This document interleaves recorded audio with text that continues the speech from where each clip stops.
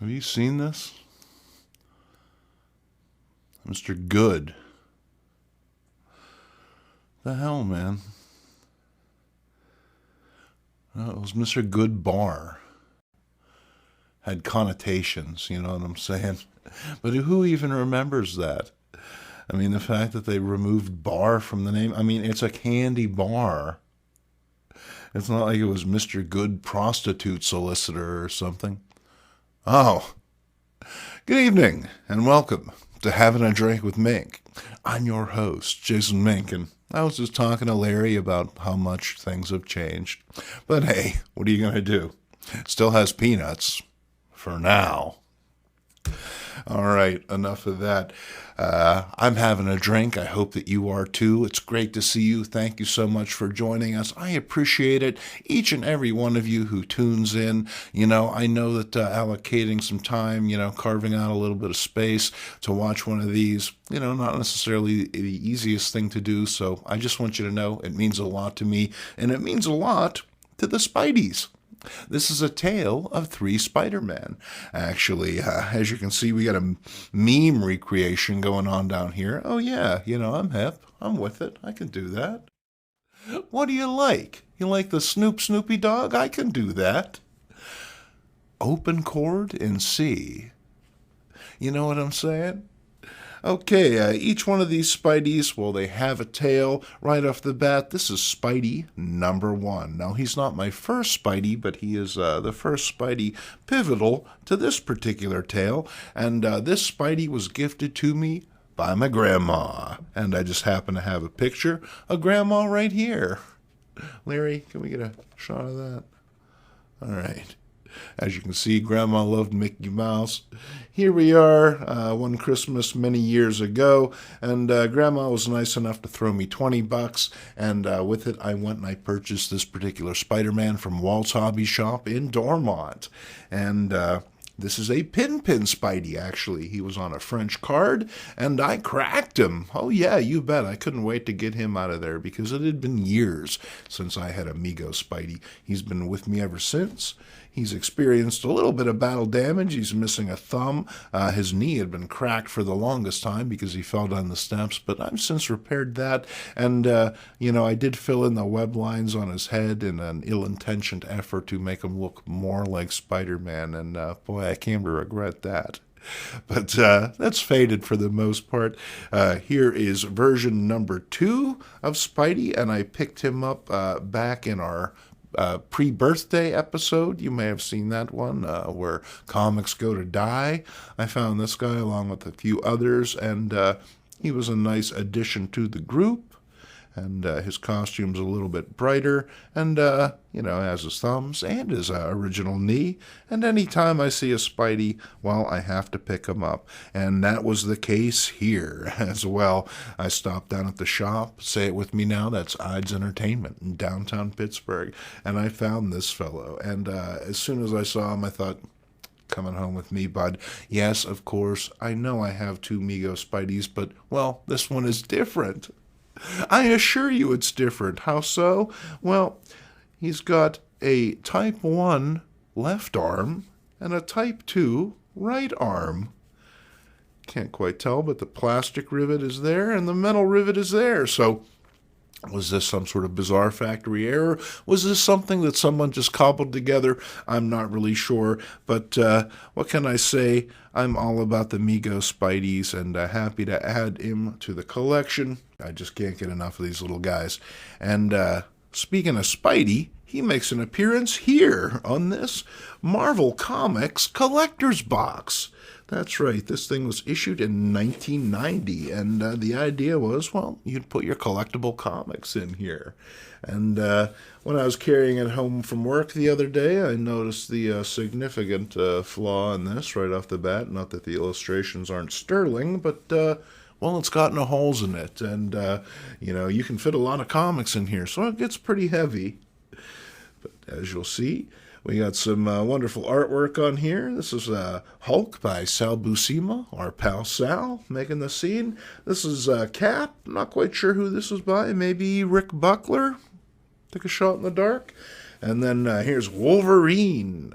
And this is, of course, by Art Adams. This is from the cover of Classic X-Men #1, released way back in the day. And, well, someone got creative with their colored pencils. And why not? Who could resist? They actually started at the top here with Spidey and then punked out halfway. I don't know, maybe I'll have to finish that one myself. But it's a nice little piece to add to the archives. Oh, you bet. Why not? Okay, well, I did mention old comics, and we do have some old comics to get to. But first,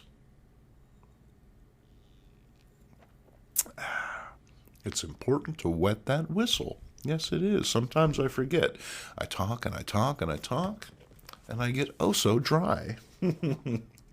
This is the sincerest form of parody, and this was brought to us in 2011 from Fantagraphics Books. And this focuses on all those mad knockoffs of the 1950s. What do I mean by mad knockoffs? Well, let me tell you. The success of Mad Magazine in 1953 led to scores of imitators. Lookalikes with names like Whack, Unsane, and Bughouse flooded the market, emulating Mad's satirical approach and visual aesthetic. These copycats weren't lacking in the creator department either, featuring work from industry powerhouses like Jack Davis, Will Elder, Jack Kirby, and, favorite of the channel, Howard Nostran. The sincerest form of parody collects the cream of this corny crop, delivering clean, high-quality reproductions of these nearly forgotten stories. And when I saw the cover, I knew right off the bat, oh, that's Howard Nostran, and I had to have it, and I rushed it on home, and I was delighted with the contents. Like I said, it looks really good. It gives you a nice wide variety of stuff, starting with Mad's own parody of itself, Panic.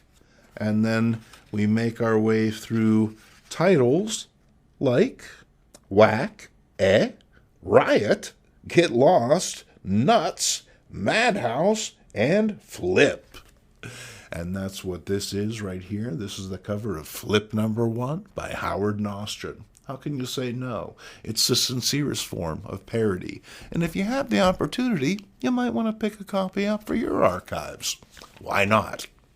Here's a book that I've resisted for a long time. It's Archie Meets the Punisher. I figured, how could you possibly live up to that premise?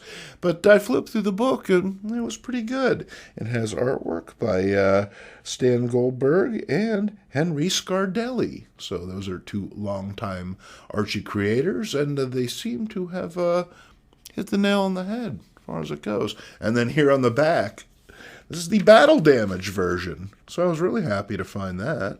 Oh, you bet. Archie kind of looks like Casper. Wow, that's creepy. Okay. Then here's Betty and Me. Although it's never really Betty and me. You know, it's always Betty and someone else when it comes right down to it. Here she is with Archie, and he's teaching her how to release the ball, and Veronica is about to teach him how to release Betty. Never does last for very long, though, does it? And then here, we learn how to do the Betty. I like those boots. All right. And then here's some Betty and Salonika. And here's Betty taking part in the Kung Fu craze. And now what's she going to do? Kung Fu some kids. That's how you babysit them, apparently, in the 1970s. Why not? And then on the interiors, we have some nice early Dan DeCarlo artwork. Kids having wholesome fun, playing softball, or window shopping. And dig this groovy chick. There was always someone just on the periphery, you know, and you're thinking, what's their story? Well, too bad. They don't have their own comic. Archie, he's sucking it all up. Here's Archie's pals and gals. Wow, I like that sweater, Reg, I gotta say. And here they are in an antique shop looking at all the kitsch. We're coming up on Christmas. So these are always fun. Can't wait to tuck into my Archie archives, as you can see. These are the Archie archives. Can't really see them, but you know they're over there. So I'm going to look at all the Christmas issues in the very near future. Always happy to see some Harry Lucy artwork in one of these babies. And then we're moving on to Creatures on the Loose. And it's Gulliver Jones, Warrior of Mars. Although he looks more like Mike Jones, to be honest with you. And then here's another one. This is number 20. It's The Bride of the Barbarian. And this would look to be a Gil Kane cover. How do you know? Well, I can see this monster's brain through his nostrils. That's always kind of a telltale sign. Then we also get some wonderful Steve Ditko reprints on the interior. For Whom the Drum Beats. Following on from that, we have a nice little run of Fantastic Four beta readers, for certain. These probably spent a lot of time under someone's bed, but hopefully they were read, loved, and enjoyed. Maybe even traded back and forth for other comic books. Who can say? Next up, another Fantastic Four. And let's make a note of the change in logos. You bet this one didn't last for very long. This is the one that I was familiar with. Now, I wasn't a big Fantastic Four fan, but my friend was. I was more an Avengers guy, but he was all about the Four. And so I remember books like this being in the top 3 drawers of his bureau. That's where he kept them, and I always thought that was pretty cool. There's 182. Fighting this big purple fella. The Brute. Reed Richards, and he's got his powers back just in time to fight the Red Ghost. And here's another FF. Read those tentacles. They're tearing us apart. And then this is introducing Herbie the Robot. So I can build this episode as featuring a key. Oh, you bet. It's Herbie. He's everyone's favorite, right? And if I can't make a big deal out of that, well, I'll make a big deal out of this. When I picked it up, I thought it was just a copy of the Fantastic Four Annual number 12. But to my delight, it's signed by John Byrne. How about that? Don't have a lot of comics signed by creators, but thrilled to have that, and thrilled not to have to pay a whole bunch of money for it. Why not? Thrilled not to have to stand in line to get it. And then here's Marvel Triple Action number 9. Now, I'm a sucker for these Marvel reprints. As you know, back in the day, people really poo-pooed them. There was a lot of, scorn towards these things because they weren't very well reprinted. They would chop pages out. There wasn't a whole lot of regard for them. As you can see, they would just straight up change the covers. But nonetheless, I have a great deal of affection and nostalgia for them. And in the process, well, I figured I'd pick them all up. This is number 9. Next up, here's a Marvel Triple Action that I can't say that I'd ever seen in the dollar bin. If I had, I most certainly would have picked it up. Here's Cap and his kooky quartet. And he's being beguiled by the Enchantress. And about to be pummeled by Power Man. It's The Road Back. You're not going to want to miss that. I like the black ink there. Really makes the logo pop.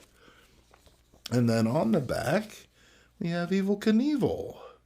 You bet. And this is a nice early ad for the figure before they added all the other goofy stuff. Basically, all you needed was Evel, his bike, and the ramp. You rev him on up, send him on off on various adventures. Remember, I got this guy for Christmas morning and cried for a couple hours as my dad and his buddy kept jumping him down the steps. Give me back my toy. That's all right. Third world problems. I survived it. I managed to pick up this copy of Marvel Triple Action, number 31. It's a 30-center. As you can see, we're moving along, and Hank and Jan have rejoined the team, as have Hercules. And we're going to need them, apparently, to battle the Mad Thinker's triumvirate of terror. And this one features some Don Heck artwork. Very, very nice. It's the thing about Marvel Comics. Words like triumvirate, where else are you going to see that back in the day? It pays to enrich your word power. And You always got lots of wonderful words in each and every panel. So thank you for that, Stan. Now here's one that I was thrilled to pick up. I've often seen it, but, I never really wanted to pay, what folks were asking for it in nice condition, because ultimately I really just want to read it. Might want to scan it for comics for breakfast. And I found this one super affordable. This is an 80-page giant featuring Lois Lane, and it's a collection of Lois's greatest shockers. And ever since I've seen this cover, I've been dying to read it. It's Lois's Witchcraft Curse, along with Lois Lane Convict, Lois's X-Ray Vision, The Ghost of Lois Lane, and the absolute best, The Mad Woman of Metropolis. Oh, you bet. So, can't go wrong. This thing is just chock full of wonderful stories. Doesn't even really have any ads in it. So, other than Palisades Park, of course. But, Superman, he insists that you be his guest. I had a feeling if we didn't cash in that coupon, he'd show up and take us there himself. And we're going to wrap things up with some Wild Western action featuring the Bravados. And if this looks weird to you, well, there's a good reason for it. This is a Skywald comic. Skywald was better known for their magazines, but they dipped their toe in the comics pool, and I quite like these because they have that dreamlike quality that comics often do while you're asleep. You'll find a stack of books that look incredibly familiar, but yet just different enough that you're fascinated and compelled by them. That's a Skywald for you, for sure. And this features the guns of the Iron Rider. I'm pretty sure, that there's an original story or two up front, and the rest of these things are reprints. Oh, yep, that would appear to be the case.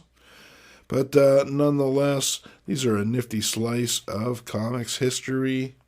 And, when you get action like that, well, can't go wrong, can you?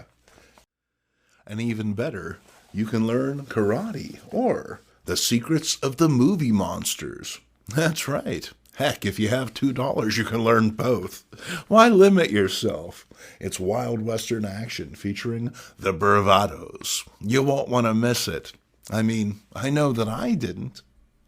Well, thank you for joining us on this episode.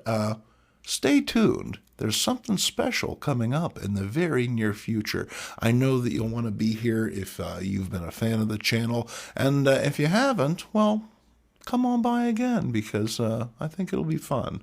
For all of us, to all of you, I'm Jason Mink. I'm having a drink. I hope you joined us, and I hope to see you next time. Cheers.